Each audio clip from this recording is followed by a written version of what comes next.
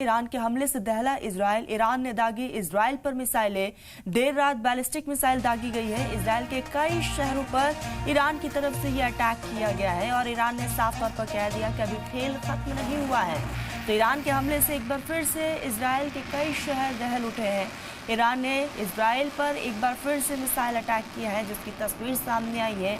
देर रात ballistic missile से यह हमला किया गया है और इजराइल के कई शहरों को निशाना बनाया गया है। दूर तक धुएं का गुब्बार नजर आया और आईडीएफ की तरफ से लगातार मोर्चा जो है वो संभाला गया है इजराइल डिफेंस फोर्स की तरफ से। दूसरी तरफ लगातार ईरान जो है एक के बाद एक इजराइल पर अटैक कर रहा है। तो देर रात एक बार फिर से बैलिस्टिक मिसाइल का इस्तेमाल करते हुए ईरान ने इजराइल पर मिसाइलें दागी है। इजराइल के कई शहरों पर यह अटैक किया गया है और वहाँ के लोग काफ़ी ज़्यादा मुतासिर नज़र आ रहे हैं।